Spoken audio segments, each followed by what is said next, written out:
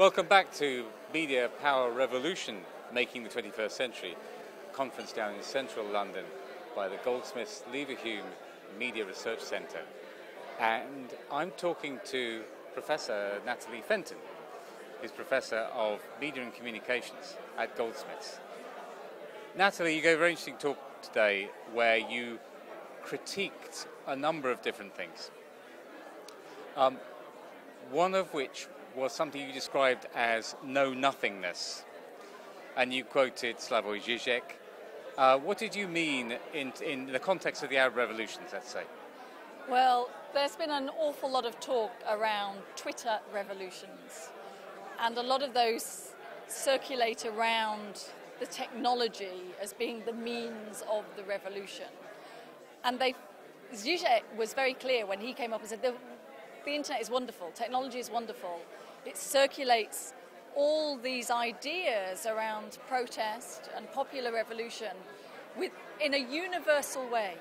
So we don't actually need to know anything about the country itself or the place. It spreads a universal response to a particular political situation.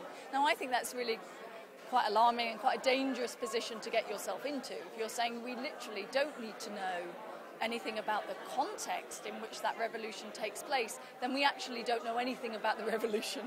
So and the whole reason behind this conference has been to establish the context, to put the context back into its proper place at the very heart of the debate.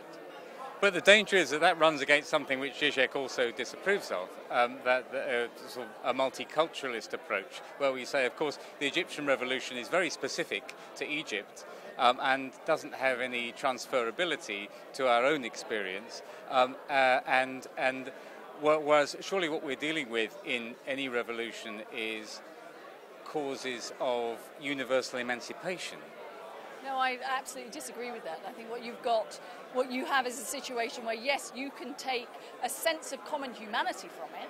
You can understand that there are things here that, yes, we would like to borrow, use, gain from in a particular situation, but they will never mean the same when you take them out of that context and really migrate them into your own. And if you're going to do that, then you have to then develop new political strategies, new ways of thinking about revolution, which are relevant to that context itself. So it doesn't mean that you refuse to take a sense of political ambition, political gain, political passion from something that you see at a distance, not at all. But what it's saying is unless you make it proximate, unless you bring it close to you, you won't be able to translate it into any form of political reality because the context is entirely different. If you don't understand that history of where that's come from, how that particular political context has emerged and developed, you can't actually make sense of it in your own world. Well, obviously, there's a sense in which you just become a spectacle. You know, if you don't know the history. But my point was a different one. That surely it's a universal history. I mean, when the protesters in Tahrir Square sent pizzas to the protesters in Wisconsin, isn't that a I'm sorry to be an old-fashioned internationalist, but doesn't that speak quite a lot? You can obviously gain from understanding other international situations, but you have to begin from understanding and not just take from, a glib translation of this is wonderful into my, and of course, and I wouldn't, I recognise that the Indignados stimulated the Occupy movement, that stimulates something else. That's all great. But actually to really make sense of that, to really understand how that's functioning, it's not about, and I think this is the point, it's not about the technology, it's about understanding global capitalism and why we are all seeing that as relevant. So it's about how that translates to us. Okay, in that case we agree. It's about understanding our universal situation. Yes, I think we absolutely agree. But it's not universalizing the end point. Okay,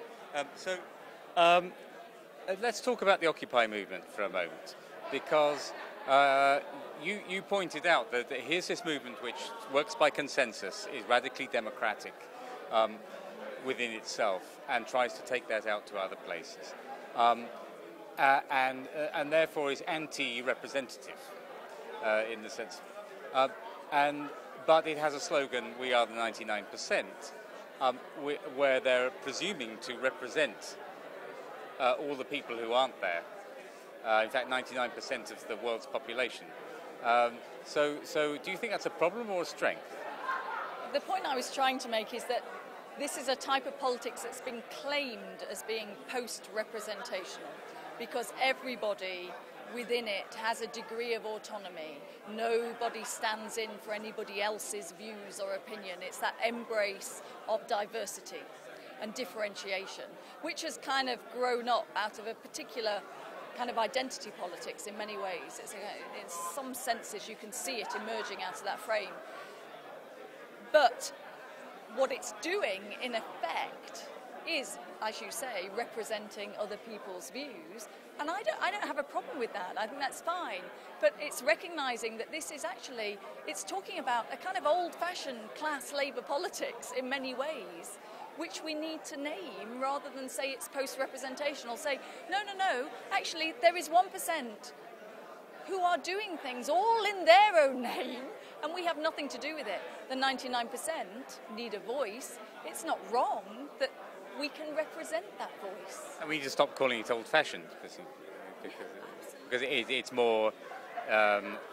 more appropriate than ever, you might argue.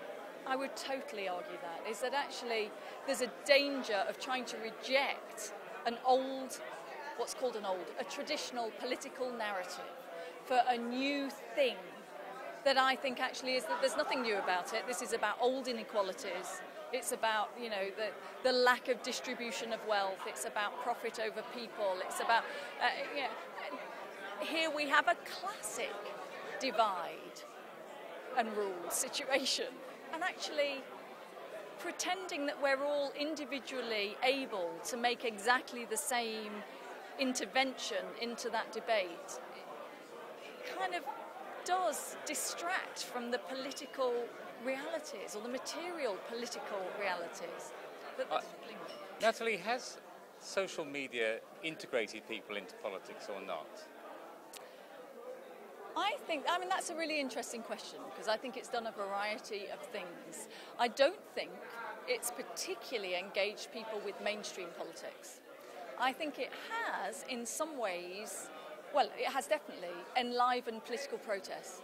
So it has most definitely mobilised protest. And when you're involved in those various campaigns and protest movements, which I am, when you are linked in to all these different social media sites and you are trying to get a sense of where to go next or what you're doing or how the movement's going, all those things which are like 3000 or all those things which are linked into broader networks matter.